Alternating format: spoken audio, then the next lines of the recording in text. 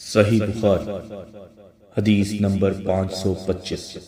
شقیق بن مسلمہ نے کہا کہ میں نے حذیفہ بن یمان رضی اللہ تعالی عنہ سے سنا۔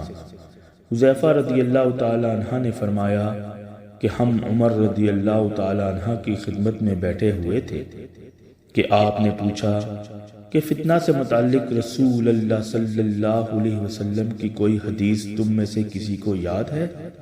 میں بولا میں نے اسے اسی طرح یاد رکھا ہے جیسے نبی کریم صلی اللہ علیہ وسلم نے اس حدیث کو بیان فرمایا تھا۔ عمر رضی اللہ تعالی عنہ بولے کہ تم رسول اللہ صلی اللہ علیہ وسلم سے فتن کو معلوم کرنے میں بہت بے باک تھے۔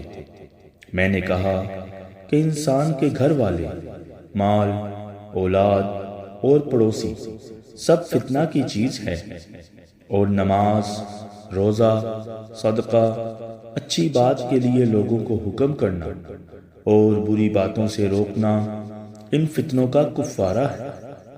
عمر رضی اللہ تعالی عنہ نے فرمایا کہ میں تم سے اس کے متعلق نہیں پوچھتا، مجھے تم اس فتنہ کے بارے میں بتلاؤ جو سمندر کی موج کی طرح ٹھاٹے مارتا ہوا بڑھے گا۔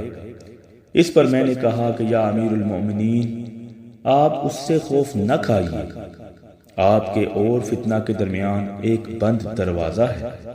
پوچھا کیا وہ دروازہ توڑ دیا جائے گا یا صرف کھولا جائے گا؟ میں نے کہا کہ توڑ دیا جائے گا۔